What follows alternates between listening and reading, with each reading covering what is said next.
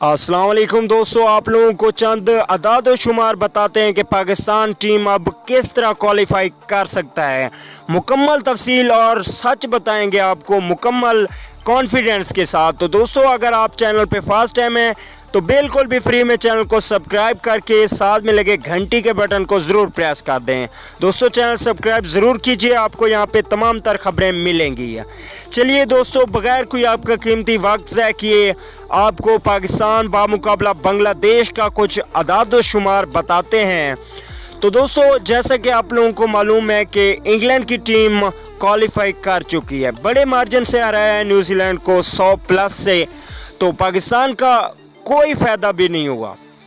अब सच बताने में सच हर किसी को कड़वा लगता है, तो क्या करें यार, हम भी पाकिस्तान के फ़ैन हैं। लेकिन पाकिस्तान के लिए एक बहुत ही ज़्यादा सैड न्यूज़ है कि अब पाकिस्तान को 300 रन से हराना होगा।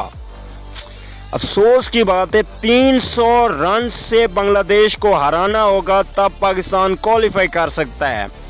अब 300 से हम कैसे हराएंगे उनको? हाँ, हम 600 का टारगेट दे दें और जाके फिर 300 से हरा दें, ये तो मुमकिन है, और ऐसा हमारे खिलाड़ी नहीं करेंगे। तो दोस्तों, ऐसा समझें कि पाकिस्तान टीम बाहर हो गई है, लेकिन एक चांस बाकी है पाकिस्तान के पास।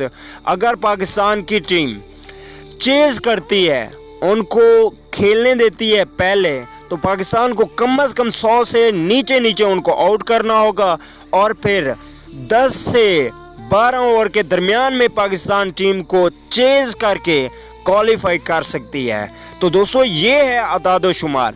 अगर पाकिस्तान टीम पहले बॉलिंग करती है तो पाकिस्तान को 300 रन से शिकस्त देनी होगी, और अगर बाद में आता है बारी तो